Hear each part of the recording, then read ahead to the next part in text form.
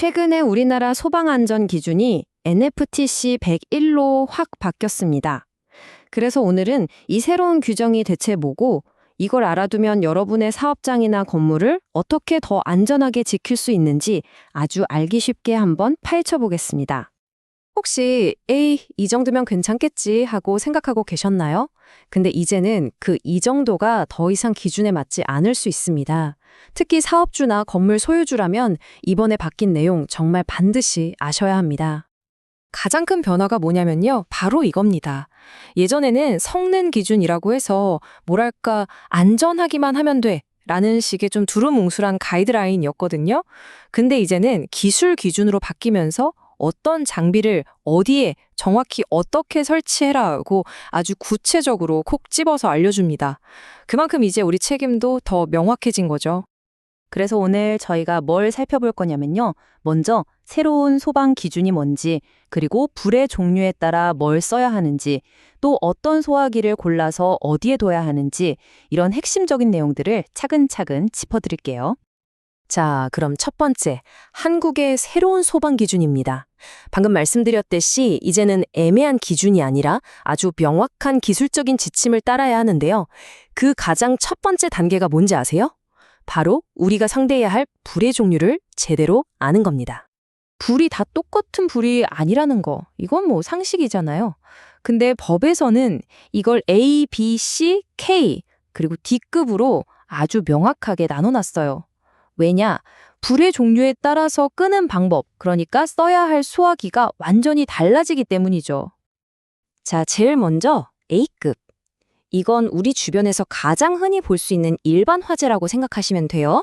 나무나 종이, 옷 같은 거. 타고 나면 재가 남는 것들이 다 여기 속합니다. 사무실이나 집에서 제일 많이 일어날 수 있는 화재 유형이죠. 다음은 B급 유류 화재인데요.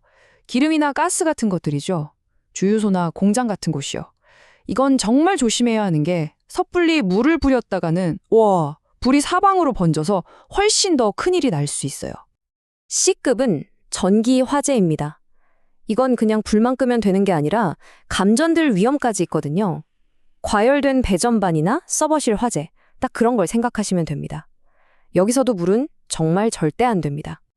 그리고 K급, 이건 주방 화재, 바로 키친에 K를 딴 거예요. 식당 주방에서 쓰는 식용유 같은 건 끓는 점이 엄청 높아서 한번 불 붙으면 일반 소화기로는 잘 안 꺼지거든요. 그래서 대량으로 기름을 다루는 곳을 위해 특별히 만들어진 등급입니다. 마지막으로 B급은 금속 화재예요. 마그네슘 같은 특수한 금속에 불이 붙는 건데요. 사실 이건 일상에서 보긴 좀 힘들죠? 하지만 한번 불이 나면 어마어마하게 뜨겁고 물이랑 만나면 폭발할 수도 있어서 정말 위험합니다. 특수 약재가 꼭 필요해요. 자, 이 표를 보시면 딱 감이 오실 거예요. 모든 소화기가 만능이 아니라는 거. 전기 화재에 물 뿌리는 것처럼 정말 잘못된 소화기를 쓰면 불을 끄는 게 아니라 오히려 키울 수도 있다는 거죠. 그러니까 우리 공간에 어떤 위험이 있는지를 먼저 알고 거기에 딱 맞는 소화기를 두는 게 소방 안전의 진짜 첫걸음입니다. 자, 그럼 우리 가게, 우리 사무실에 맞는 소화기는 대체 어떻게 골라야 할까요? 그냥 뭐 큰 거 사면 되는 걸까요? 절대 아니죠. 여기서 아주 중요한 개념이 하나 나옵니다. 바로 능력 단위라는 거예요. 소화기 성능은 크기로 보는 게 아니에요. 바로 이 능력 단위라는 걸로 따지는데요. 이 숫자가 클수록 더 센 불을 끌 수 있다는 뜻이에요. 뭐랄까, 자동차 마력 같은 거라고 생각하시면 이해가 쉬울 겁니다. 이게 얼마나 깐깐한 기준이냐면요. 심지어 여기 보시는 것처럼 마른 모래 한 포대도 0.5단위짜리 소화 설비로 인정을 해줘요. 그러니까 모든 소방 도구를 이렇게 객관적인 수치로 관리하겠다는 거죠.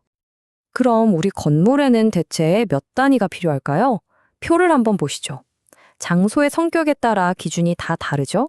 사람들이 많이 모이고 좀 복잡한 위락시설은 30제곱미터마다 1단위 이상, 아주 촘촘하게 관리하고요.